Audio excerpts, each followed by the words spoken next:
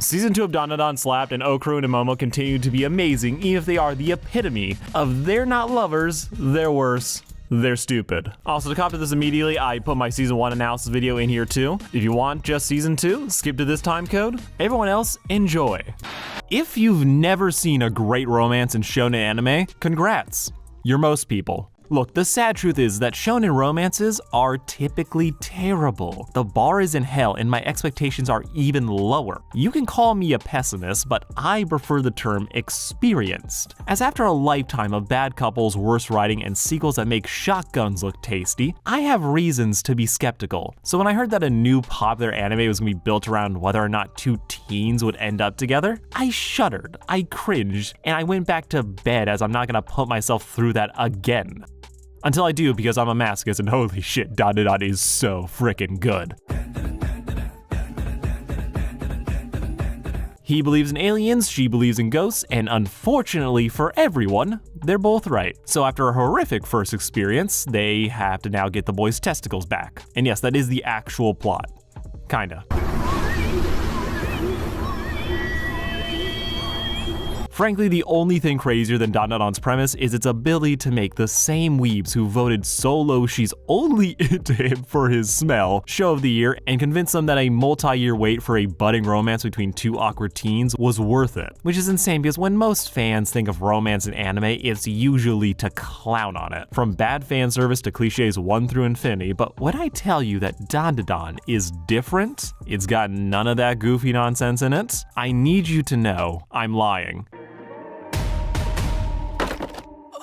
Yeah, that's right, there's misunderstandings, drama that could be solved if they talked for 3 seconds, a love triangle with a potential second one on the way, not to mention some questionable camera angles, and a first episode that deserves its own warning. Dandadan is filled with tropes that I famously cannot stand. However, it all blends together to create a compelling story about two dorks liking each other that I end up having almost no issues with. Though yes, minus how season 1 could not have picked a worse place to end, like jeez. Dandadan thrives in chaos. You never know when you're being set up to laugh or cry, but through all the action, it somehow manages to nail one of the most wholesome romances in this genre. So with the second season coming out, I figured that this was the perfect time to examine just how Dandadan flourishes where so many others have failed. So let's get into that. I'm Sarcastic Horse. I have been waiting a long time to talk about this one, and yes, I did cave and read the manga. But we're only gonna cover what happens in season 1, which thank God, as this way I don't have to break out the flowchart. Now, I think one of the first things we gotta establish about Dandadan is that it is quite literally built different. This isn't just a romance thing, it's not even the author, Yukinobu Tatsu, used to work on Chainsaw Man, a fact which should shock 0 people. No, the thing that makes Dandadan different is that the main character is Momo Ayase. Wow. Calling him seafood is pretty lame. Cut me some slack. My first boyfriend just broke up with me. First introduced breaking up with the scumbag now called her ex, Momo manages to make Shrek proud by proving she has layers. A practicer of talk shit get hit, her faith, well, betrays her, as while she may be all that, her ex has an extra 40 pounds and a dropkick. He said put out, she said get lost, with the only support Momo found being from the floor as her friends get in I told you so's about that dude being a loser. The morning has been rough, girl just had a breakup and a beating, yet despite it leading her to an asshole, Momo sticking to her very particular type of Ken Takakura, who is a famous celebrity that, honestly, easy to explain it, he's Japanese Clint Eastwood. That's all you really need to know for this to make sense. As it really doesn't, as no amount of reason is gonna break this child's romantic ideal, no matter how often it ends in stupid. The thing that I love about this intro is that it basically kills any and all my initial concerns when I was going into Dandadan. The main one being, Momo, was she gonna be an actual character or was she just the love interest? Been burnt by this one too many times, and while shonen has thankfully gotten better at this over the years, if you expect less, getting a little bit more will suddenly feel like a treat. Momo, though, manages to be a home run right out the gate, as within the first minute we can see the nuances of her character. Sure, she's tough as nails, but then the first fight we see in this series about fighting ends with her losing. Her friends are giving her shit, and she is begging for sympathy as she cries comedically mourning the breakup and all the time she just wasted. wasted. In one intro, we're able to see multiple facets of who she is. She's both a scrapper who will let her pride drag her into a fight, and the high schooler who's crying about nonsense that she quite literally won't ever think about again after an hour. Momo from jump feels fully fleshed out, with the fact that she is the main character left me feeling pretty confident I would be in for a good time. As a general rule, if a shonen action series has a female lead, odds are it'll be fire. Because if Solo Glazing has proven anything this year, it's that the young boy age range of this show and dudes in general will swallow anything if it has enough hype and aura with a dude main character they can self-insert into. But if the series has a female lead, and not a major female character, no, if she is the main character, then that's probably gonna be quality, as lesser authors would be leaving so much easy money on the table. So if they're gonna do it, they probably have something interesting to say, and importantly have to actually figure out how to write women and how the rest of the cast connects to her, versus through her man, and oh look, Only one reason someone like you would talk to me, and that's the reason you talk to me! Momo is introduced picking a fight. Okarun is introduced just taking it. Momo peeks into one of the classrooms to find some nerd getting bullied by the rest of his class. He's just kinda there with everyone else taking it personally, with us being able to guess that this has been going on for a while, as A, bullies don't usually jump to loading magnets and paper balls unless they're looking to up the ante and this has gone boring, and B, Ken aka Okarun is just taking it. He's trying to just read a book but makes no attempts to go someplace else, signaling that he probably can't as they'll just find him, leaving us with the image of a kid who's used to being bullied and was ready for it to just keep happening. Okarun had it rough. He was alone, and then cause she can't stand a bully, Momo steps in to dare those pricks to try anything else. As while she may have lost, these dudes aren't used to people fighting back and not about to risk it. And though neither of them knew at the time, this small act of kindness would change the course of their lives and the world. Because of course it does. Momo ISA! I think I know what you're into! If we can give Dandadan's writing flowers for anything that isn't roof adjacent, I gotta love how perfectly it nails the socially awkward nerd. We love Okarun, but he is a massive overthinking dork who could talk himself out of a sure thing no matter how many neon signs are screaming, "Just tell her stupid." With that awkwardness being put on full display from the second he finally opens his mouth, as rather than just thanking her for that save, like, "Oh, would you be my friend?" he goes to the indirect route of yapping about his hyperfixation. Aliens. They're not UFOs, they're UAPs! I didn't ask, don't care. So I don't know about you, the times may have changed, but conspiracy theorists have adopted a very bad rep these days. And Okarun is 100% that, as he believes in all things alien and cryptid because little green men and Bigfoot have been living rent-free in his head for years. Okarun is trying to special interest his way into making a friend, and it goes terribly. So we're all left to watch as he makes Tinder mistake number one of taking a woman being polite for actual interest and spamming her all about it, when really she only picked up that magazine to make it look like they were friends to scare off those punks. Ken, to his credit, probably knows this, but he doesn't know how to have a normal conversation, so he defaults to nerd-splaining aliens, even as it accomplishes the opposite effect of annoying Momo, who just did not sign up for any of this. Her act of kindness has put her on the receiving end of a barrage, and having little polite speak left, Momo hits him with the "Oh, this is why you have no friends." She flared up, he got cooked. Now you expect the kid who was just getting bullied to just take that shit, and he does, but then he gets her back. But I believe ghosts are. There's no such thing as ghosts! Single funniest joke in the first episode. The way he goes from no spine, bullied, truly waiting for people to walk all over him, to laughing at someone else's niche interest is such a funny turnaround. It's so petty but so high school, as even at their lowest, a sci-fi nerd will still think they're above whatever the teen girl's into. And this one interaction sets up their biggest character flaws. You see, Momo, she's got that dog in her, and her bark will make you wish it was a bite. She has a temper and an impulsive streak leading her to saying things that she immediately regrets, though she will also double down on them long long after she probably should have. Momo will get caught up in her own feelings and let those assumptions carry her places she'd much rather not go. And on the other side of things, while we don't get to hear his thoughts based on everything we'll see in the series, Okarun's self-esteem is so in the gutter, anything Momo says he's probably already thinking worse. He's worse than a pessimist, he is a borderline defeatist. He'll give up before even trying and bully himself for thinking he'd ever had a shot. He'll just go mute and let the situation play out around him. It's only a small miracle that he's able to keep this convo going, as he just ends up accidentally rage baiting her into talking to him. With Momo's initial regret of just what she said turning into a sci-fi versus fantasy debate over who's the more ridiculous one here. Even though the answer is the both of them. Alright, the only two brain cells in the room have met, and well, things escalate until they make a bet that neither of them thinks they can actually win. Saying that, but have you ever seen a ghost? Nope. Before we get into that, we have these two's #1 shippers peek in and mistake them for an item. As while they may be fighting, from the outside looking in, they're still fighting. But there's kind of a trope in Japan about how, if you fight with someone, it's a sign that you care more about them. But this outside perspective of assuming what's going on is the story seeding into your mind like, oh yeah, this is going where you think it is.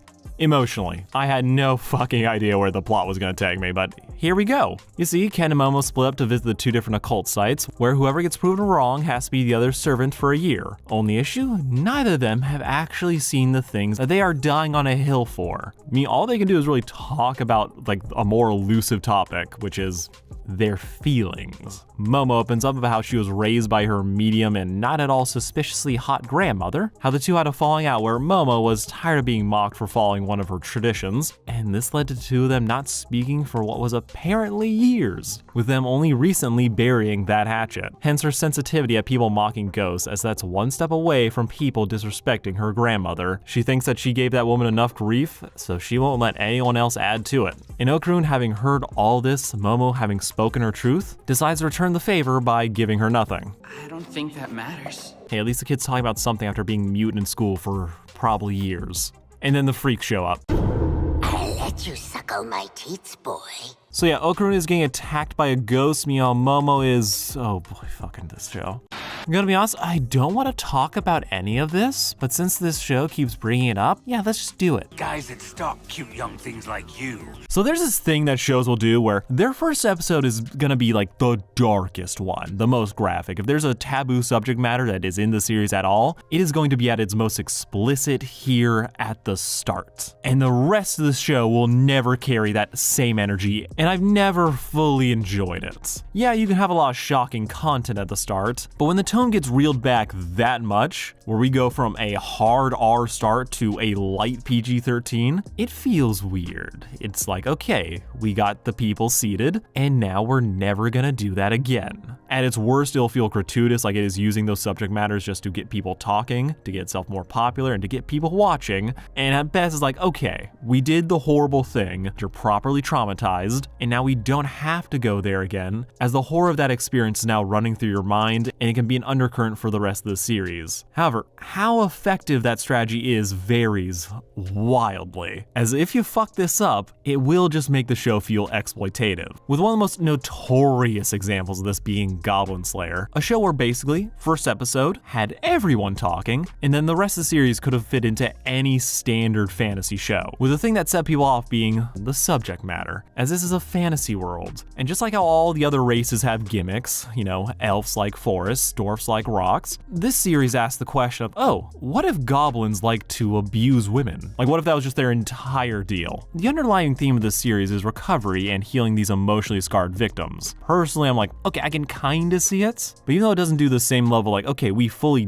ditched the darkness after we did the thing, even if it is a recurring element, even if there is a storied reason for this to happen and be shown to us, how it's shown to us still is worth having a conversation about, and whether or not it earned doing what it did in the manner that it happened. With Dandadan, in my opinion, now being the latest example of this, as yeah, it kind of does it for a reason, not just for shock value. And for those of you who didn't watch the series and are just watching this video, Momo is abducted by aliens who claim to want to extract her reproductive organs for experiments, and they are all explicitly supposed to be men. And rather than honing in on some medical horror, we just, yeah, that that's exactly what you think it is. It really went there, and the series never gets this dark or explicit again, making a dicey first recommendation for anyone you're trying to get into the show. And then of course season 1 ends with the insane choice of doing this basically again, which leaves me with the opinion that, okay, whoever said that it only happens in episode 1, that the series doesn't dabble in SA subject matter, they were lying to us. As having read the manga, it is alluded to on a number of occasions, both in characters' backstories and in material that was cut from the manga, as yeah, that wasn't necessary for the scene. But when it comes to Momo herself, there's like 2 other ones. They are not nearly as bad as the bathhouse, but it's still edging dicey. If this is not something you fuck with, fully understandable. Personally, while not perfect, I do think I can tolerate what Dandadan is going for, as when it comes to its use of SA, this is actually a major theme that the series wants to explore, as Dandadan is all about people who are stripped of their autonomy. It is about people who are victims and overcoming that. We see this explicitly in some ways, like Silky's origin story, or a little bit more vague but still clearly there with Gigi's whole upcoming situation. And it does this also even in this episode, as we open with a guy who just wants to use Momo for her body, just like the aliens, which sets us up to feel empathy for the victim, and also set up Ken to set himself apart, as to him, it's always going to be his love of who she is, not what he could use her for. Dandadan doesn't open like this just for shock value, but how it handles it and how it's depicted across the series, yeah, we can still have a conversation about that, as it is very much worth having a conversation over. But to summarize what I've been avoiding showing footage of, Momo is abducted, Ken, possessed by the Turbo Granny, appears through the phone, blurring the line between, oh, he's doing this through heroic willpower and the spirit is really just here because she really hates people who abuse young women, even though she is one of them and immediately tries to eat Momo, which, to the 10,000 word essays people have written about Turbo Granny, that one fact always feels like it needs to be somewhere in bold. However, it's here when he's lost all control over himself that Ken finally gives us his backstory, that he felt so alone when he was younger that he thought the only people who would want to be his friends is aliens, only for them to never show up, so he assumed that nobody wants to fuck with him. Feeling doubly rejected, we now fully understand why he was trying so hard to befriend Momo. Ken had nothing before he met her. He had no friends, no connections, only a longing to be seen by someone who wasn't a bully. She saved him, and he is willing to do anything for her because of it. Do anything for her! I turn into a monster for her! This moment is actually one of my favorites in this episode, as it makes it like, okay, Ken, he's gonna do it. He's gonna be the hero. He's gonna save the... Oh no, he just immediately got put back in the dirt. With us instead then having seen Momo pull from her grandmother's lessons to access her secret powers that she of course has. It's a shonen, giving her the strength to defeat the last of the aliens and temporarily freeing Okarun from the control of the Turbo Granny, who still has his dick. So they kind of have to get that back, and most importantly to this video, we watch Momo realize she caught feelings. I'm Ken Takakura. It's only here that she learns Okarun's name, and that it's the same one as her crush, Ken Takakura. Bringing home the full irony of her statement earlier in the episode, where she is lamenting how she can't find a strong silent type who would say, I'm an awkward guy, only to stumble right into one. He might seem like a stringy nerd, but he's actually exactly what she's been looking for. And big elephant in the room aside, one episode was all it took to get me to start shipping these two dorks together, as they are adorable. He asked for no pickles incarnate, with the show's writing giving us a nice sense of the mess that would just end up carrying them through a lot of hijinks. She's quick on the draw, but deeply cares about others. He can't talk for shit and he overthinks all of his problems, but he'll put his life on the line proving his feelings through action. It's just a great setup that is really easy to love, with the progression for the show making it even easier to get sucked into their slow burn. Which is another one of my biggest praises for the show, as I have will they won't they PTSD. Who the heck is... If you show me a cartoon where it looks like they're gonna tease a couple getting together forever, I am going to check out. While nostalgic because I'm used to subsisting on scraps, I mentally, no, I know the drill, and most of the time it's just annoying. Yet Dandadan doesn't have any of these problems. It makes the process of Momo and Ken getting together actually engaging versus a box we're waiting to be checked. But the question remains, how? What did Dandadan do differently versus so many other popular shonen manga? Well, in honor of not dragging things out, I'm just gonna tell you, as the answer is incredibly stupid. The difference is that Dandadan actually wants to write a love story. I'm in love with you. I'll stay with you no matter what. Look, anime has a bit of a kink when it comes to epilogues where we see the heroes all grown up. Maybe it's propaganda to combat low Japanese birth rates. Maybe it's just, well, it's the final fantasy for a series aimed at children. But often we'll see these teen heroes grown up, who everyone ended up with, and meeting their frequently god-awful kids. This is just how a lot of these popular shonen end, with a lot of them handling the romance in very similar ways, where they just don't care about them all that much. Which, fair? Some of these series go on so long and have a ridiculous amount of characters. Finding time to tell a love story between like 20 different training arcs and 500 chapters of homoerotic rivalries, that would just be too much to ask. So what we frequently get instead is just bursts of relevance followed by long droughts where they don't matter. Hinata, best girl, but she is one of the worst examples of this, as she is irrelevant for 98% of the story. She is really good when she's there, but it is insane that when it's time, like, okay, these two characters end up together, it's cute, everyone sees it coming, but then it's like, oh, we never actually see them talk about how they feel. We don't see how they got together. There's so many like emotional things that go unaddressed, and the series just went, oh, fuck it, we'll just do a filler movie that explains everything. That is how much material that was left on the table, and it's fine because that is not what Naruto was trying to be about. It's about love, yes, but not that kind of love. And to its credit, it did give us the single funniest moment in anime history. I said, I love you. Several days later. Yes! Oh, let me taste your tears, Scott. Your tears are so yummy. Typically for the main hero, who they end up with doesn't actually matter. It doesn't play a huge role in the story. In fact, the only person it really matters to is the love interest, with it being a crapshoot for how relevant they'll be by the final arc. Some characters are like, okay, yeah, this is part of the squad, she is always gonna be here, and then, well, you remember this is Bleach, and Orihime is a non-factor like a sad majority of the cast. This irrelevance, though, is the fate of any side character whose main role in the story is built around being in love, which is how Dandadan manages to skate by in a field where so many others have floundered. Dandadan actually wants to tell a love story. I really wouldn't put it in the romance genre, but for a shonen battle manga, Dandadan chooses to set a love story at the core of its narrative, as it helps to further its main idea of embracing life and rejecting despair. Momo is the main character, and that's not copium. That is the author's words. She is not at risk of being sidelined anytime soon. The impact she has on the rest of the cast is a constant part of the story. Even if Ken is the one who gets the transformation where he turns into Tokyo Ghoul, they are still equally relevant to all the events of the story, and most importantly the fights, which as the main vehicle for storytelling in this genre, is everything. And this also means that their bonds and their growth will never feel like a side quest. In fact, it ends up becoming the focus, as most shonen are about becoming stronger, about growing, about training. It may not be glorified to the same extent in every story, but it's the main thing that these stories tend to highlight as signs of progression. Deku learns how to master 100%, and even beyond that, Ichigo harnesses the power of, well, his entire bloodline to become the super hybrid. Dandadan, by contrast, doesn't have the same level of hyper-focus on getting stronger. It happens, people train, but the characters never really save the day or beat the bad guy by figuring out how to just punch something harder, leaving the series to focus more on teamwork and creative problem solving. So in the absence of them becoming more powerful, the thing that grows, strengthens, and we come to care about is them getting together. And it's adorable. What?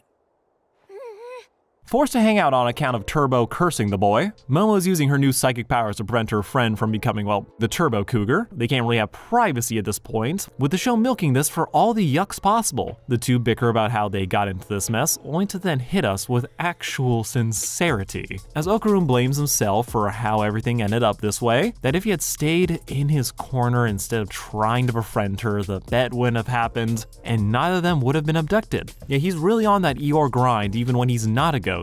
Isolating himself right after Momo just told him how his real issue is not the whole E.T. thing. It's how he pushes people away and assumes what others are thinking. And in a cute moment of visual storytelling, we watch her cross the divide to be with him, showing that they do live in the same world instead of separate ones like he's trying to convince himself of. It's basic, but these are the little moments that really endear them to us.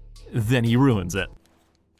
bitch. Again, the writing for this series really nailed the immature teenager vibe, as these little shits are allergic to being too sincere for too long. Though this does touch on their main flaws yet again. Momo is, well, blunt is saying it politely, and lacking tact, leading her to accidentally read Okarun for filth, calling him out for his defeatist and self-isolating tendencies, then gets caught up in a fight before she even needs to take a second breath. She's great, but her mouth is running faster than her brain is. Meanwhile, Okarun has so little self-esteem that when they're attacked by a sumo alien, just go with it, it's all you can do. Even the tried and true cliche of, oh, the hero is gonna sacrifice himself, and that is like treated as heroic, it reads instead as him being overeager to throw his life away, that he thinks so little of himself and the impact he has on others, that he would surrender to the Turbo Granny if it just meant saving Momo, all the while being blind to the sorrow that this would cause her, as he really struggles just envisioning his presence bringing her joy. This carries over another idea of the series, that choosing to live and beating the odds is idealized and lauded far more than when characters try to like sacrifice themselves or compromise their morals.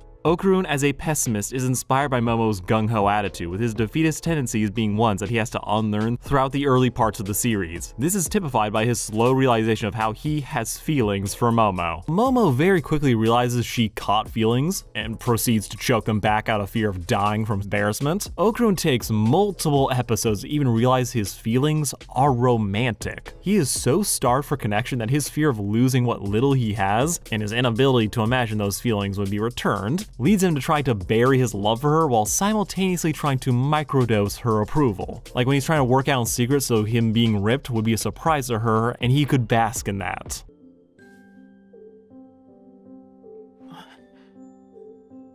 Personally, I am traumatized by a lot of bad will they won't they love stories, but the core of my issues with the worst offenders of my childhood is that, to put it simply, I can tell when I'm being dicked around. It truly feels like the story could have it happen at any point, but is choosing not to. Usually this is for engagement purposes, as why give the people what they want when you can torture them for 400 chapters and some change? And at the heart of this issue is the fact that writing romance is a balancing act. You of course need to make it clear that these two people are gonna grow closer, that they're gonna end up together, but you also need to do it in a way that doesn't frustrate the people who are wondering why it just won't happen already. With Dandadan managing to nail a balance thanks to three things. The first being they are legitimately cute together, so we have a reason to actually root for them and enjoy when they're around. Not to mention there isn't a better option just laying around that the story is going to ignore for mid. Second, by virtue of the series focusing so heavily on the flaws of the characters, we come to understand why the characters won't just ask each other out. Okarun and Momo's flaws are glaring. We see how they started from their backstories, with them learning to overcome them being huge parts of their overall character arcs. So a little patience is warranted.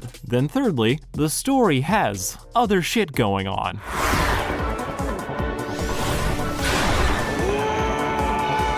Dandadan is a battle manga, and no amount of romance is gonna change that one simple fact. Between all the moments of growth are insane fights, near-death experiences, and some of the most heartbreaking backstories you will ever see. This is all good shit, leaving us entertained with just enough progress that it comes off like a slow burn rather than us being denied closure. And having read the manga, yeah, it's gonna take a hot second, but keep an eye out for pigs and umbrellas. It's a marathon instead of a sprint, but the path there is always entertaining, and this series avoids some of the worst pitfalls that we have all grown so tired of.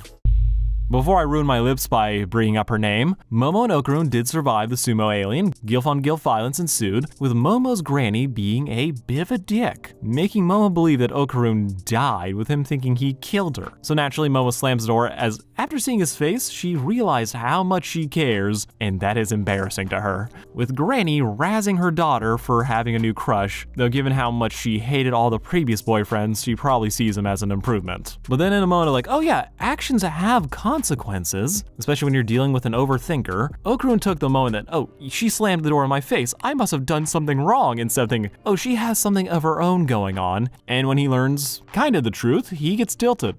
Then why'd you go and slam the door in my face before? Again, just the right amount of bickering these two. Sweet moment, funny fight. Like, okay, these silly kids. It doesn't feel like we're being deprived of an emotional moment by having these two act the way that they did, so it's never that annoying. And after they have all the talks, they turn around and fight the evil old lady, where despite everything, having learned exactly why Granny was with these spirits, Momo does feel empathy for her in the end, that she was consoling the spirits of young girls who were victims, much like how Momo nearly was. Turbo may have been a foul-tempered murderer, but there was more to her than just being evil. Unlike the aliens who, when they're evil, do tend to be just assholes. I mean that and examples of exploitative systems in contrast to the spirits who are typically victims of exploitation. We knew one thing about her. She always showed up near the spirits of murdered girls, but we didn't know why. Day is saved, they are getting that good grub, and Okarun takes a moment to be depressed, assuming that now that the crisis is over, Momo might not want to be his friend anymore, and he's obviously wrong. See you tomorrow! Like, they just really spent a minute over-analyzing how they said goodbye. Fuck, man, I don't know, it's just so cute. It makes it clear, yeah, they are idiots, as even the friends can see it, though to be fair, You guys were kissing! Episode 5 is basically them being annoyingly endearing. Having finally stopped nearly dying enough to go to school again, the two of them spend all class daydreaming about talking to one another, only for their attempts to find the other to lead them to, well, miss each other for the entire break. They are officially obsessed, though the lack of phones is contributing to all this. Having been unable to find one another, they assume the worst, that the other is avoiding them, and they just start to dwelling on how they possibly fucked this up. Cue a head-on collision that leads them to accidentally kiss in front of Momo's friends. We're totally making out with some guy in the courtyard! Who is he? What class is he in? Who are adorable, and they support this so much without being like terrible and trying to actually force it. After this, we crash headfirst into their first lover's quarrel as they be miscommunicating, with their personal flaws of runs mouth and gives up colliding. Okarun is ballless, lost everything beforehand, but now he only has the shaft and he only just now realized it, and he wants to tell Momo about this fact, but ends up running into her in front of her friends, who are embarrassing her as everyone takes this as couple shit, and it kind of is. Now, Momo may not be a child anymore, but her habit of acting up and saying the wrong thing when she's embarrassed is still very much present. She lashes out, taking what was clearly a lie to create cover for them, and saying it was serious to drive him away, and she immediately regrets that, as it harshes everyone's vibe, and most importantly, hurts her friend, who she tries to go to apologize to, but finds him instead in the arms of a hussy. It's fun having dorks like him drool over me. That was probably the best combo he ever had with Cute Girl.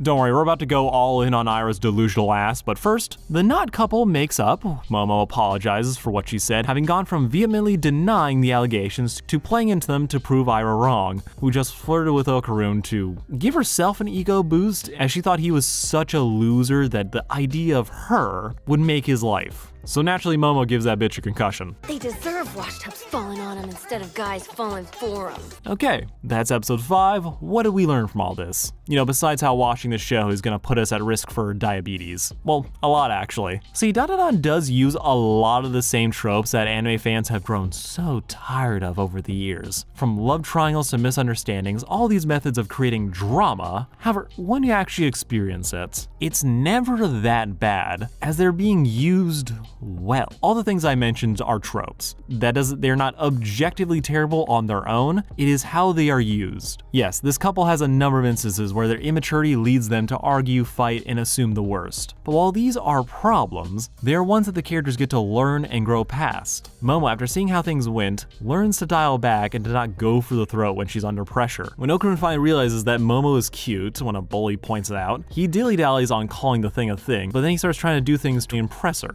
though he actually ends up achieving this mostly by accident, like when he nearly beat a kid up for bad-mouthing her. If Momo jumps to conclusions about what Okarun and Io were doing, it's not just there to head off romantic growth, it's there to point out their inability to listen and communicate with one another. When these two don't talk, they lose, and it's only through teamwork can they achieve victory. The writing for Dandadan may do certain tropes that people, myself included, despise, but it doesn't use them lazily. There is always a point, and it's not done repetitively. And even when it does do the same joke twice, it's usually really funny. It's the guy's responsibility to seal the deal. Seal the deal?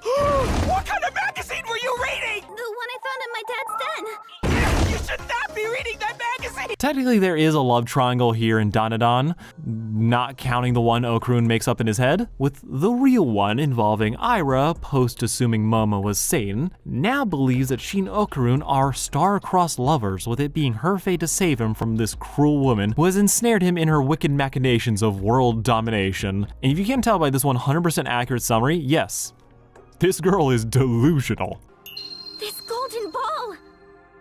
I'm being told to go forth and save this world from all evil. An issue that a lot of love triangles run into is that most of them aren't actually triangles. Really what happens is that two people are in love, but can't say it, with there being a third person who just can't take the hint. So when the story wastes time trying to pretend that these two things are equally valid choices, we as an audience can see what's happening, as we're not stupid. I hope. There are moments where I genuinely worry for some of y'all, but to put it simply, Ira ultimately serves to be a parody of this love triangle dynamic. From the moment we meet the real her, it's clear that this woman is not to be taken seriously, with her delusions of grandeur eclipsing any actual hurt she can have on this relationship. Okarun isn't interested, she's a pest that got him in trouble one time, and after that, her obsession is just reduced to a personal gag that gets her in trouble more than anyone else. The comedy is not, oh, we're laughing at her trying to get Okarun. We're laughing at her being this detached from reality. She's not coming up with schemes, she's in the back being smarmy or kicking ass on account of gaining ghost powers. But another neat touch, this pseudo-fake love triangle does do something that actually makes it more interesting than real ones, as we have to reckon with the fact that Ira may have a crush on Okarun, but the person she's obsessed with is Momo. She's building an unholy army to prepare for the coming of Ragnarok! I highly doubt that. A lot of love triangles don't really know what to do with the two suitors. So, usually, they hate each other. That's it. They're waiting for the main character to make their choice, or they're like, oh, we're cool, we're fine. She'll decide what she wants. And that's usually all we get. Ira instead has convinced herself that Momo is her op, and that she is the hero destined to stop her, crafting an expansive narrative about their rivalry, with Okarun really just being an accessory to all of this. On the whole, Ira and Momo end up having more moments together than Ira and her supposed crush ever do. When Ira officially joins the group, it's after she tanked her own reputation to reveal that, yeah, she was the one who was starting all those bad rumors about Momo, becoming frenemies, and it is hilarious. As it annoys the hell out of Momo that Ira is able to call Okarun by his last name Takakura, implying a closeness that Momo struggles with on account of Nice form, Ken Takakura! It's all very unserious, with the friendship beneath the joke being what we're really here for. As they're friends, she's fun, and they're not delaying an obvious couple. And I was shocked that after doing this so well once, they somehow managed to pull it off again. Hey, rocket engine valve.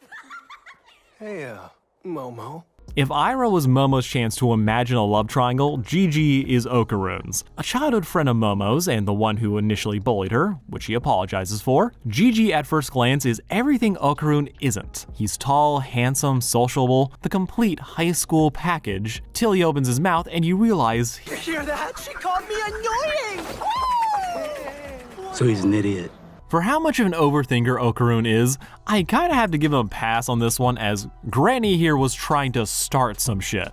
He used to be Momo's best friend, back when they were kids. Her first crush, too. If you know how I feel, why would you say that? But immediately when you think, oh, we're in trouble, we just dodge a bullet, they can't get away with this again. It's that easy.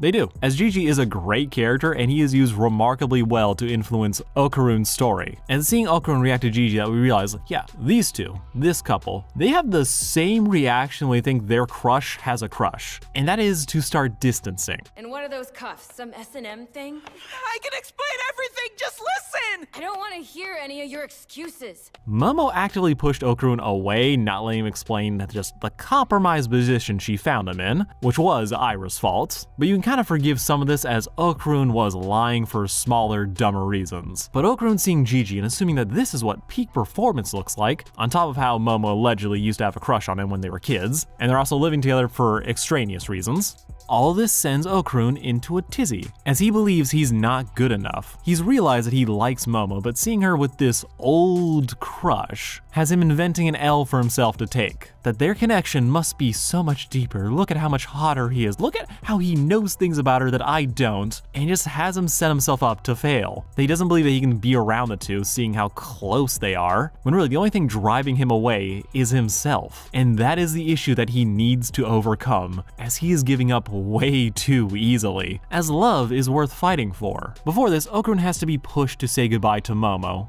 by Momo. It's see you tomorrow! Duh! Tonight's your turn to say it!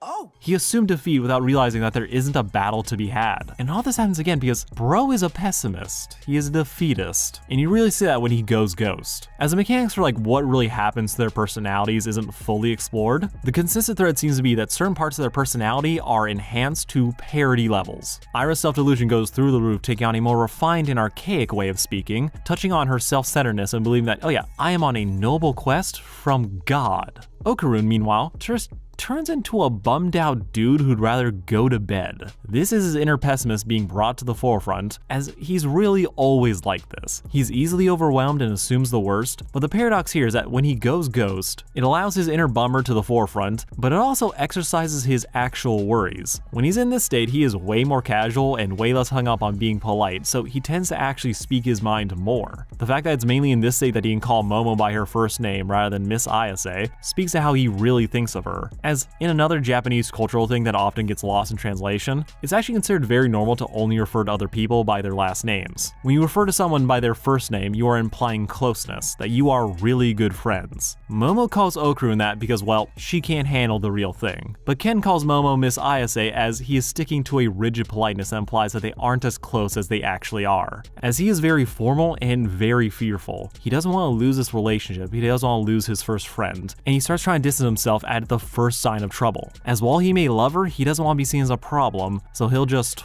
walk away. And this is despite all the guts he's already shown up until this point. He was desperate and fought to make sure that Momo didn't misunderstand him. She is the center of his world, and he will fight, but those are usually in dangerous situations. When it's something that he can stew over and think about, that is when he manufactures misunderstandings like, well, Gigi.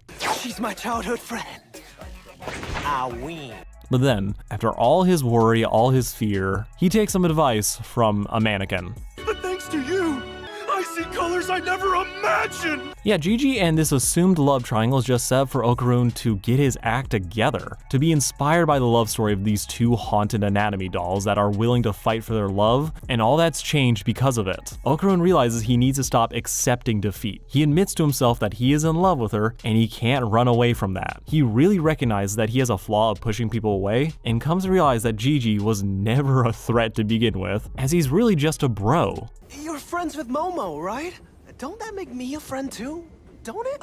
These two becoming friends is great, as Gigi is so likable that it honestly hurts. As if you're looking for reasons to not like the guy, he is not giving any. Though I do worry for him, as he might have brain damage from lack of sleep, but despite that, he is a wonderful addition to the cast, especially with what's about to happen. And I think this is something that Dandadan does super well overall. We are about to get the most autistic friend group you have ever seen, and they're all wonderful. There's not a dud in sight, and that's kind of how it handles its romance too, as everything that seems like it's gonna be annoying turns out to just be endearing, where beneath all the theatrics, all the life and death situations, we are just watching Okarun and Momo grow closer together and moving in a positive direction. We are never in doubt that the story won't have them end up together, inviting the faith that this will be more than worth our time. All that matters to me is that you understand.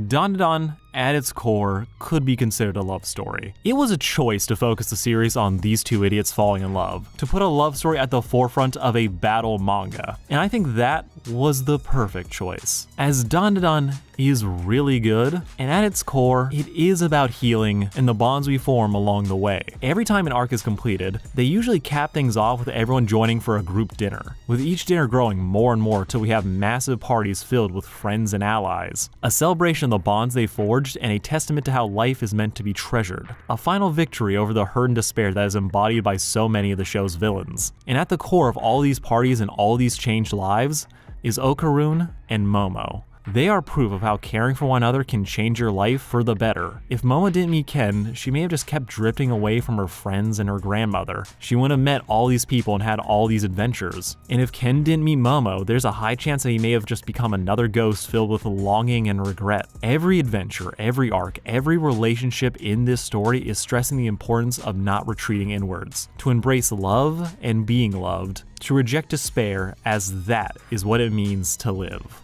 Dandadan, I love it. I love these two, and I am so excited for all of you to experience the moments that are coming up. I will probably make a sequel video to this, just giving all my thoughts on all the moments, but I figured I might as well keep it anime only for the moment. Bitches, bros, my non-binary hoes. They held hands. Okay.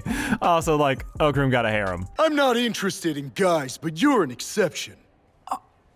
I have no real complaints about Dandadan Season 2, which, if you know me, that is astonishing. Do I think the series is cursed with picking just the weirdest places to end its seasons? Yeah, but that's just how the manga is built, and because sadly we can't get irregular episode seasons anymore because Netflix, the cancel king, bought the streaming rights. But it's finally out. It felt like we only had half of the hype of Season 1, but maybe that's just the lack of the opening. All the diehards, all the people who stuck around to see, well, yes, this show does in fact still have the sauce.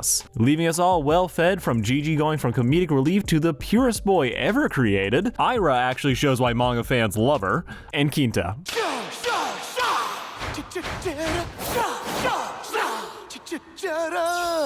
Give him time. I promise he's not the new Mineta. He's annoying, but he comes in incredibly clutch. But what the hell am I doing? I know all of you. I know why most of y'all clicked on this vid. This is really about Ken Takakura and his growing closeness to Momo Ayase. As after one season of buildup and them overcoming the bumps of assuming the worst and not thinking they're worthy of it, these idiots are knocking at the door of being a couple. They're realizing how they feel about one another, with us getting to see them test these new waters together, as we know what's going on. Hell, Gigi knows what's going on, and even while these two may be idiots when it comes to love, them getting together is as certain as gravity pulling two objects together. It's basically a sure thing, so we might as well enjoy this journey, which for me involves writing a full script about it. Are there less time-consuming ways of enjoying media? Oh, you bet. But fandoms are the new religion, so we might as well enjoy it before the hate crimes start happening again. I'm ghost riding the whip. Crazy taxi. Naturally, this being the start of Season 2, I am given the perfect opportunity to say once again, Season 1 could not have picked a worse spot to end on. As in the manga, this cliffhanger, Momo getting jumped by a bunch of naked men in a hot tub,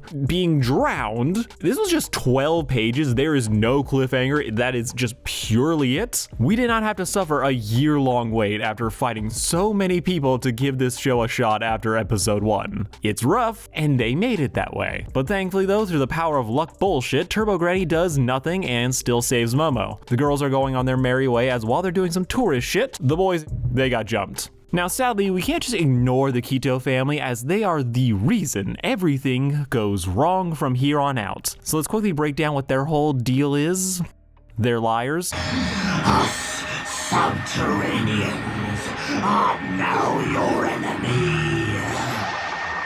To toot my own horn, I did actually call them not being human when I was first reading the manga, just purely because they looked so boxy. They reminded me of the alien sex offenders, so I was very happy when the answer turned out to be yes, they're not human, but they're not aliens either. They seem to be like some cryptid type things who have been sacrificing children and families to a giant worm for the last 200 years. Now, they claim that they're doing all this in the name of protecting the village from a volcano erupting, following a prophecy from ye old times, but given the revelation that they're not even human, and some later revelations from the manga, no, it was never about protecting the village. They just wanted a really big worm for unknown reasons. That for some reason also involves a worm needing to have off-yourself rays. Like that just straight up was a requirement for them. That is their deal. They are the dark side of small villages where old established families get to live by a separate standard, with the strategy of minding your own business becoming a problem when every tenant they have ever had ended up becoming a statistic. They wanted to grab Momo to be used as a sacrifice.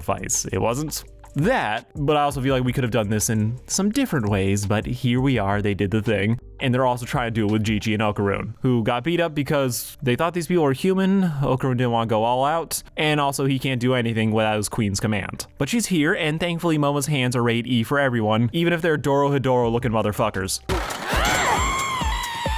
Now, naturally, a bunch of middle-aged looking weirdos with glowing eyes and black blood aren't going to be the main villains of a whole arc. That honor is reserved for creepy teachers. We have a bit of escalation happening as the chamber room that the best buddies found starts to sink in once Momo gets knocked into it, leading to the reveal that everyone who's died in this house has been a result of, well, the Alaskan bullworm's edgier cousin. Also, Gigi got possessed, and while the evil eye I wouldn't call like the main villain, he is the biggest threat as he hit Momo. You're gonna get such an ass whooping. Now bear with me through all this context, as it's just how my brain works, it's how I write. As yeah, we kinda need this to explain how Dandadan is so good at writing shonen romance. In fact, Dandadan does so many shonen tropes so well, putting new spins on very well-trodden cliches. Like the evil eye hijacking Gigi is the perfect example of a trusting individual getting tricked by the villain's trope. We see this in a lot of media, the heroic figure who's too trusting getting punished for it, with this moment being perfect as it's not only in line with Gigi's characterization of being a human golden retriever, it also fits this idea of trickster spirits. Gigi's kindness and empathy seeing the spirit and getting a glimpse of his past, seeing how the evil eye protected him and being the saint that he is, assumes that was for altruistic reasons. As we know, if it were him, we know Gigi would do everything he could to protect people from suffering the same fate, only for Gigi to get the bait and switch, that this spirit doesn't want to protect him, it wants to possess him, using his trusting nature to get him to say he would play with them, which by spirit rules means that Gigi let the evil eye into his body, making for the perfect storm of a character giving someone the benefit of the doubt and suffering because of it, with the audience just getting enough room to think that, oh, he might be on the right track, versus twists where the writing is so on the wall it might as well be written in blood.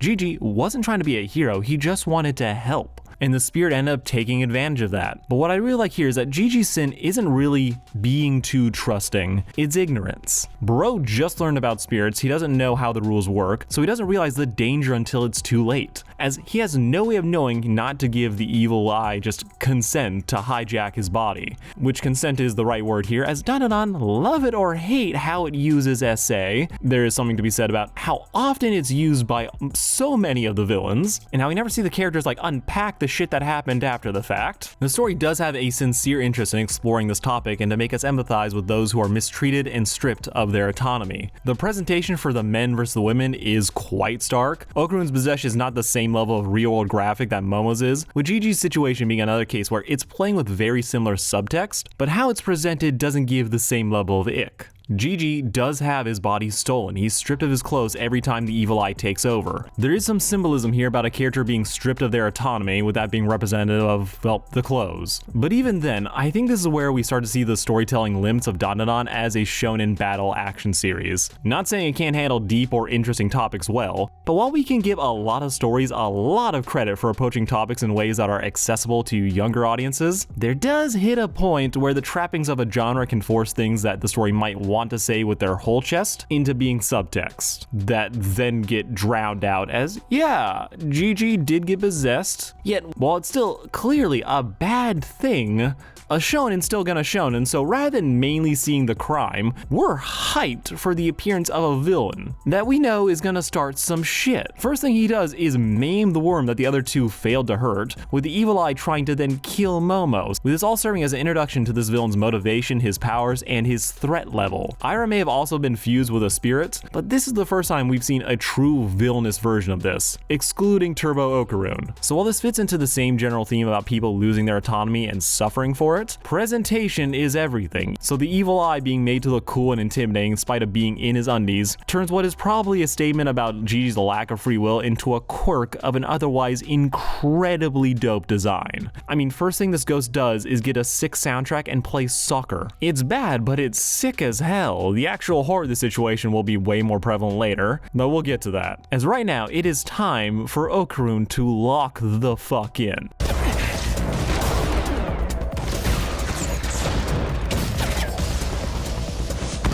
First thing the evil eye did after crushing a worm was hit a woman, but while Momo is powerful, she simply doesn't have the mobility to last long against the evil eye. He's as fast as he is strong, making him the worst nightmare for a glass tank like Momo, who despite all the hype is still a normal human. I mean, the only way she can take these hits is by not letting them connect, which she can't do for long, hence why Okarun coming in when he did is so clutch. For those looking at the scoreboard, this is Okarun's first giant hero moment, saving Momo. He saved her before, he's gotten them out jams, but if we're just counting the classic hero swoops in at the last minute to save the day and actually succeeds, this is his first instance where he is fully pulling that off and getting Momo out of harm's way, paying her back for all the times she saved him. And because this always needs to be said, Momo is the main character of Dandadan. They're both the protagonists, but don't let how often Kaneki is on the cover fool you. That's just the marketing. The actual story is built around her, which I love, especially since Dandadan does such a great job at making them feel equally valuable to the story, and most importantly, the action, which for Shonen Battle series is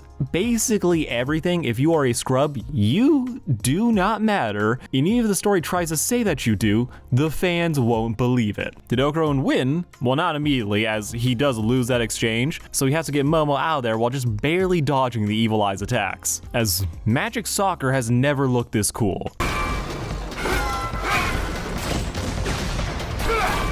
But this also cements how bad this situation is. Battle couples are always hype. In this specific matchup though, Momo's put at an unbelievable risk. They both could do their best to fight the evil eye, but the evil eye only needs one soccer kick to turn Momo from the main girl into the one splattered across the wall. Sending her away is not a macho, oh, I'm gonna take care of this. It's just an acknowledgement that yeah, this is a horrendous matchup for her skill sets. They might have a slightly better chance if they work together, but there are so many risks involved, especially when this isn't just about stopping the evil eye. They also need to figure out how to get the fuck out of here, deal with the worms, not just beat the evil eye, but figure out how to save Gigi. Momo is thinking about all of this while Okarun he cuts through all of her worries, breaking Momo out of this brief instance of her struggling to figure out how to deal with everything. Instead, he tells her that he's got this. He'll deal with Gigi, and all she needs to do is figure out everything else.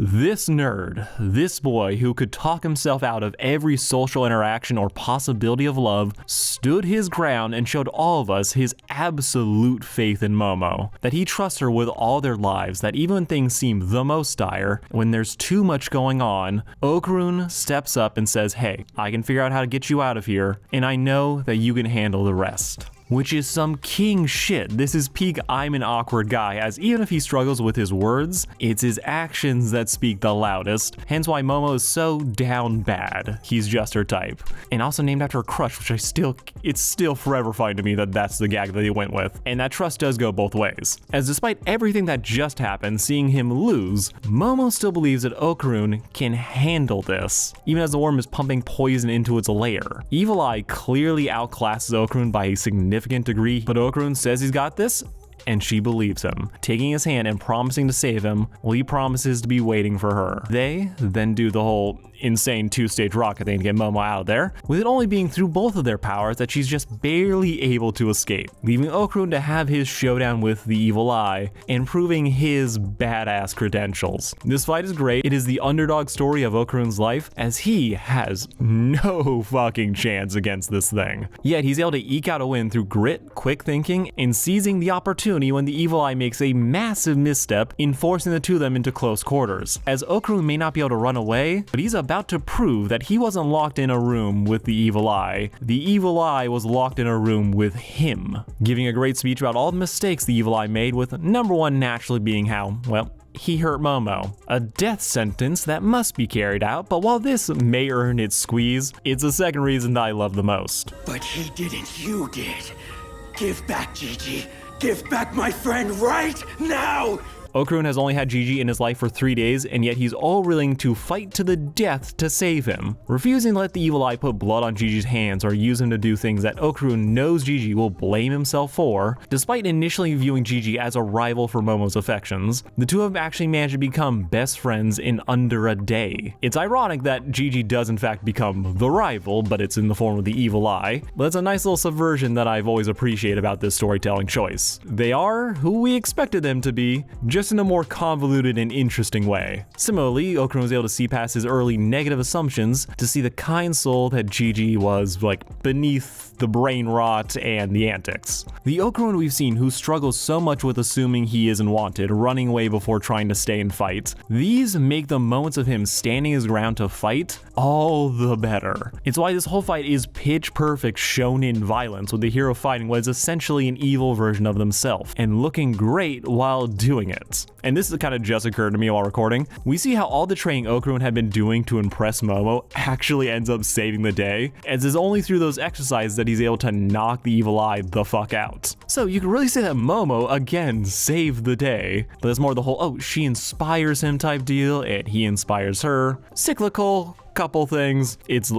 heavenly. But I will admit that Momo may be the main character. It's Okarun that has all the trappings and powers that we come expect from a shonen protagonist. Which to bring up the powers and skill sets again, consistently showing how huge and like important and like strong these characters are, that is a massive thing for shonen battle manga, as a story can tell us again and again how a character is one of the big three of their world. However, unless we're consistently being shown how they live up to that hype, fans will ignore the stated stats to instead notice how that character is getting put on a bench and keeps getting put back on it after brief instances of supposedly living up to their reputation, the one that's being put on them by the story. So forgive me, but to make this point, we're gonna have to talk about Sakura. Now I'm gonna do a video on her and her baby daddy one of these days, maybe even soon. But I think one way that Sakura is done exceedingly dirty that Dandadan manages to avoid with Momo is in having Momo's skill set feel just as important as Okarun's, even when it occupies a different lane. Naruto is a much more linear kind of battle show. Trickery is great, we get plenty of instances where characters outthink their opponents, but getting stronger is where the real emphasis is. As this is a shonen, I'm not saying it again, the story is told through combat. If you're not getting W's, it causes the character to feel unimportant, with this issue putting Sakura in a very bad place narratively, as the story makes catching up to her teammates one of the main focuses of her character. But given how Sakura in Shippuden gets one, and I cannot stress this enough, one massive fight with Sasori, then basically nothing but filler till the finale where it's a team up and is then immediately knocked out by her hubby using what should be her specialty. The story's doing her dirty. It gave her incredibly strong powers. She can basically KO any enemy with one hit, but she's so often on the bench that it's no wonder Sakura is getting the worst of fan takes. Besides misogyny, as it simultaneously kept saying how powerful and important she was, only to never use her most of the time, with even her specialty in healing getting the short end of an incredibly short stick, as it is so unimpressive. When she's using her medical ninjutsu outside of saving Kankuro, Sakura healing is basically just turning her hands green and hovering. It's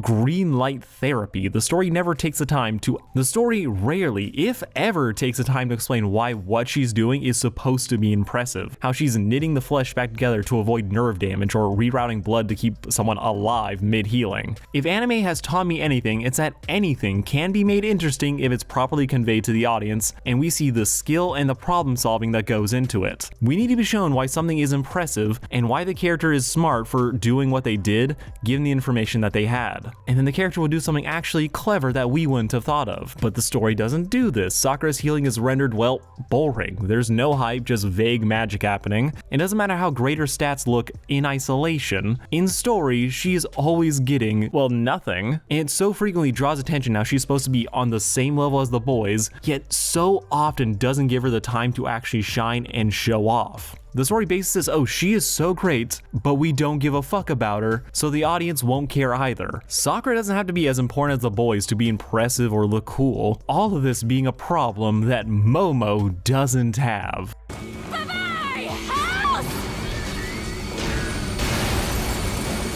Momo's power set and the way she operates allows her to stand apart from Okarun without feeling lesser. And yes, bro's got the standard shonen powers. He goes ghost, then runs headfirst into danger, but while he may be the workhorse of the team, Momo and her telekinesis is given plenty of opportunities to shine. She may not be as physically powerful and may not get the same levels of crazy Sakaga moments this season, but Momo gets to more and make up for that by getting chances to show her versatility, using her powers in creative ways that are often way more interesting than Okarun deciding, hey, what if I did more than one thing at a time? She is pulling tables to sucker punch her opponents, moving her allies out of harm's way mid-fight, or just being Spider-Man. Momo may not have the same flashy movesets yet, but she gets to be clever, turning a losing battle into a sweep, being able to take the information that's available and Joseph Joestaring her way to victory, being the best user of her team even as she uses herself as bait, showing off her tenacity and being able to function even in high pressure situations. Momo may not always win, she may not always have the plan, but the series does a lot so that we never feel like she's not living up to her potential, and that what she's doing is less important than the others, allowing Dandadan to divide its focus between Okarun and Momo accomplishing different things without there being a clear favorite. They complement each other's abilities, cover their weaknesses, and is very much a showcase on what a great team should look like when they're actually working together. Helping the sense of camaraderie and that everyone can do their part is that Dandadan is not really basing his power system on just a number or getting their body or magic stronger. This allows the rest of the ensemble to actually show up and do things instead of being written off for not having their own training arcs. Speaking of which, Momo had to put a hold on saving Okarun, successfully killing the worm, using its corpse to slow an active volcano, and figure out the real meaning behind the tradition that the Kito family appropriated. Not a bad run given just it's been 10 minutes, but then the evil eye shows up, and basically everyone in the room is fucked till Momo's hot grandma shows up with aliens to suppress them with magic seals that are hidden in a haunted anatomy doll. You know, only an anime could a sentence like that just be said and not need another 10 minutes of explanation. But the day is saved, however Okarun wasn't. He beat the evil eye, but he's now trapped at the bottom of that hole, stuck in goo alongside Turbo Granny when he tried and failed to save her. Momo, when all those other pressing issues were done, is finally free to go find her friend, only to find lava instead. Can you walk it off? No! Now, no point did I think he was actually dead, but Momo nearly did. And she wasn't about to believe it till she found a body. Let's get to see the fear well up in her. That idea that she didn't make it in time is bubbling to the surface. Despite the massive pool of lava, Momo still refused to believe that he could be dead, that he promised her he'd be waiting. So, displaying the same stubbornness that has gotten her so far in so many fights, she refuses to believe that he's gone. Despite the alien's plea to, girl, please don't jump into lava. Her powers are exhausted from overuse, she has no real plan, but her devotion is so strong that she is willing to try and do the impossible, which is a running theme in this friend group, and it hits every single time they pull it off. Though in this one case, it all just gets chalked up to luck, as the cutest alien pulls out a rock claiming the ship detected signs of life, with Momo not wasting a second before running in to open it. It is boiling hot, she is burning her hands, but she's doing it. She is fighting to pry that sucker open, despite having an alien right behind her that can break concrete like it's styrofoam. Yet she does it. As there's no time to think, she just wanted to see if her friend was safe and sound.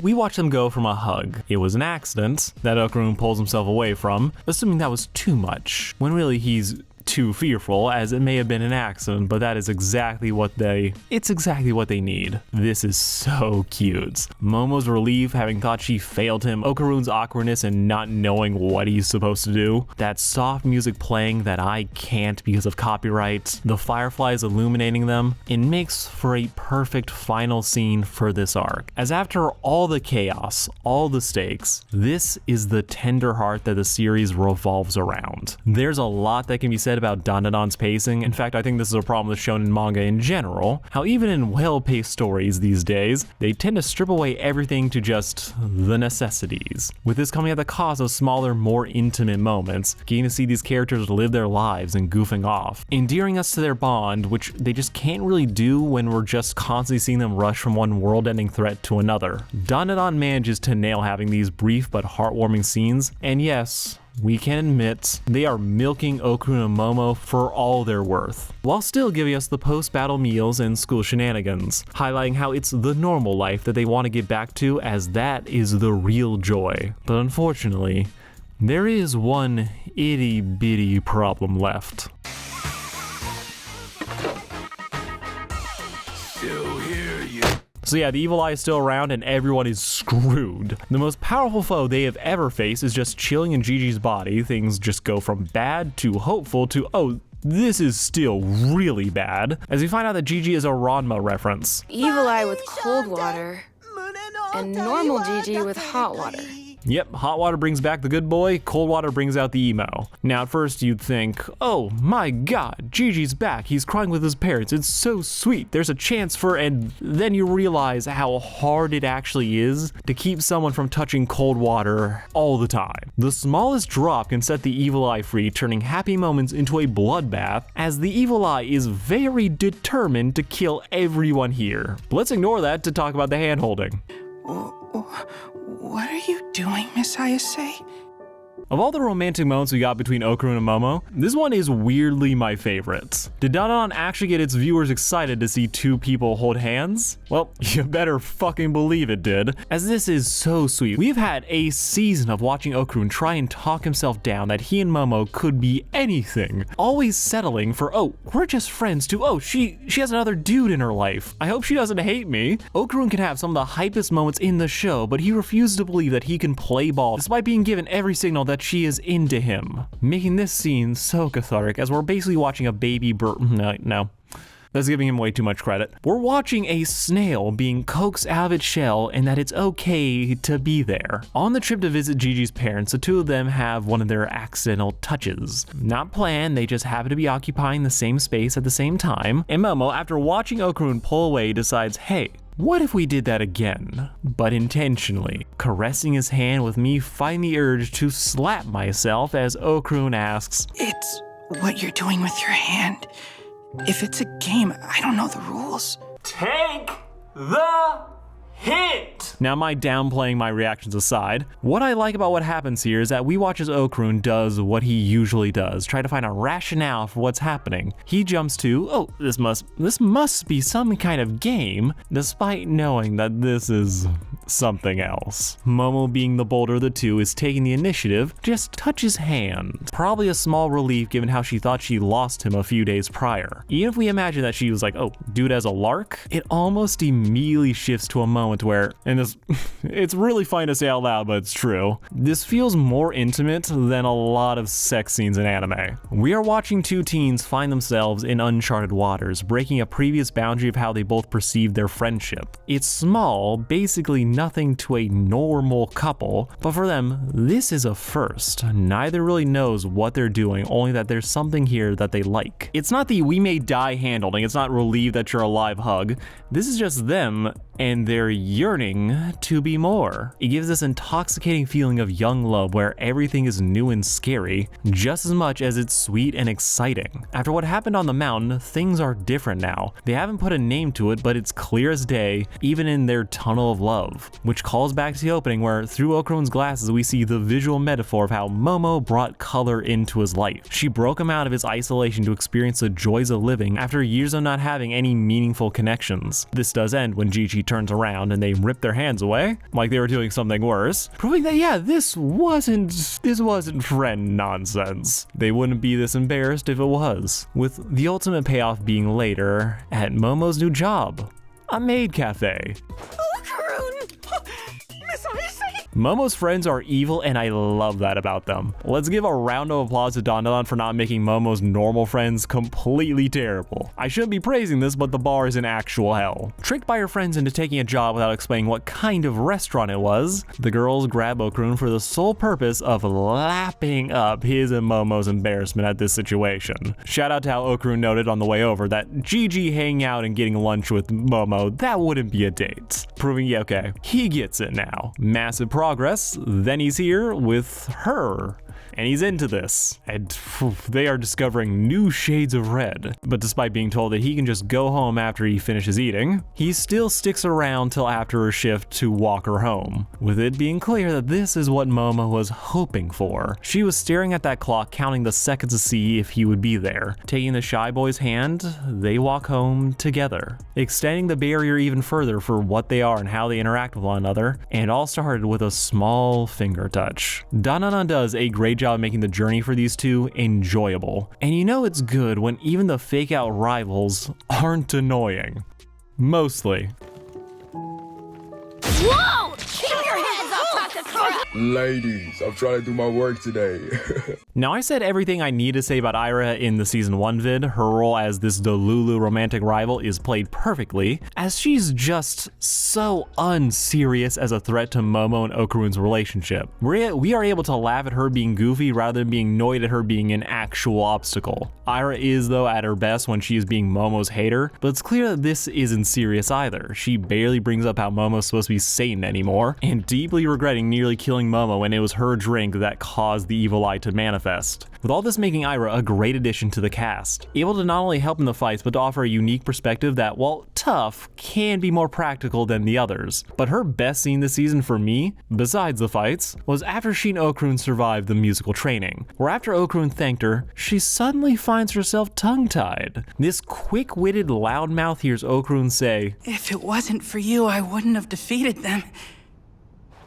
Thanks for all the help." And it's immediately butterflies. And I like this not because it gave hope to Aira and Okarun shippers, the only people more delusional than her, but it's the first moment where Aira feels like she is genuinely in love with Okarun. Every other instance was a crush. She's built up this fantasy of their relationship and the idea of what he represents. It's always felt like Aira has been playing up her feelings for Okarun, a leftover of how Aira used to put on a facade when she was interacting with others, making Okarun showing actual appreciation, care for her, hitting like a ton of bricks, as Aira feels something deeper and realer than the fantasy she's been enjoying up until now, with her backing him even as he decides to embark on his most reckless plan to date. "I don't want anyone to interfere, because I'm about to beat the evil eye to a pulp!"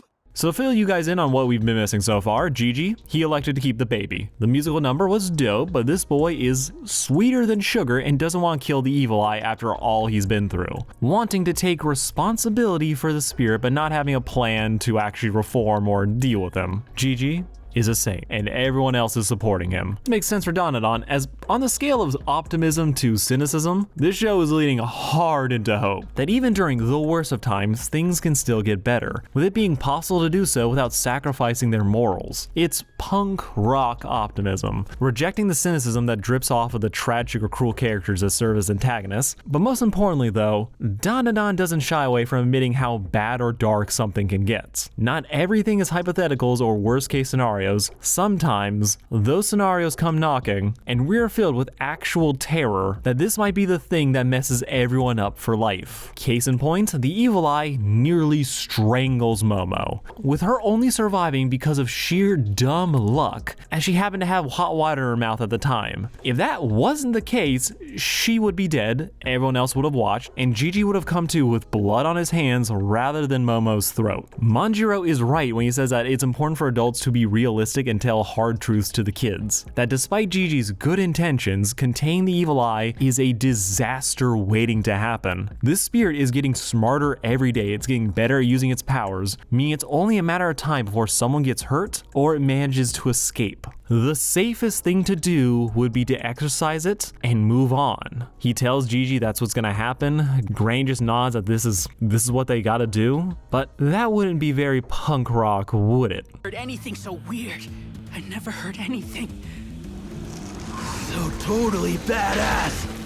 This was like one of my favorite moments in the manga when I was reading. Okarun seeing Momo nearly die, him pushing Gigi away, things getting so awkward where you think, okay, this might have turned something in, there might be actual beef now, only for us to find out that he doesn't resent anyone here. He is not trying to get stronger to just beat the villain, he is trying to get stronger to help. Okarun, Mr. Avoidance himself, sees what they're all doing, how they are standing their ground, and he respects it. If this was Okarun at the start of the story, he would have been been one of the first people to suggest that they just get rid of the evil eye and that it wouldn't be worth the risk. But seeing how everyone fights to try and find another way, seeing how this family has helped him so many times, opened their arms to a stranger, helping Gigi despite all the odds being against them, that inspires him, driving him to get even stronger to make their dream a reality, and doing so with his actions and his words.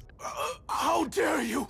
Don't you call me weak! I am strong, do you hear? Strong! You're weak. No! These two had a very sick fight, and then Okarun does something even more impressive by rolling a nat 20 on his persuasion check, where even if he didn't fully defeat the evil eye, he was at least able to convince it to focus almost solely on him, turning violence into a game with them being able to reach an agreement where this super jacked toddler will leave everyone else alone. He won't fight anyone else. He will only fight Okarun once a week on Tuesday, pacifying the evil spirit and allowing Gigi to keep living his life. Bro is just the hero here, and he looked damn cool while doing it, which was not lost on Momo, meaning he was in fact able to train in secret and have her see him and go, damn, he wasn't trying, but he did it anyway.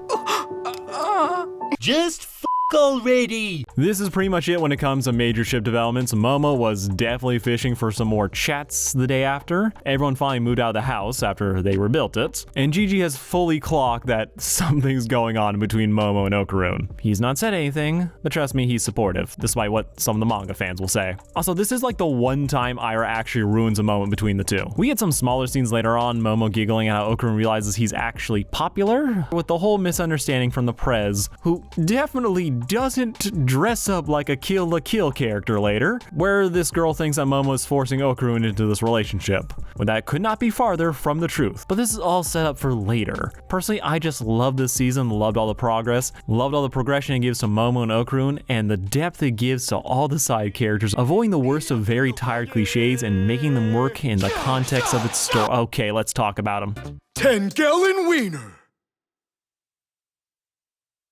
Wiener?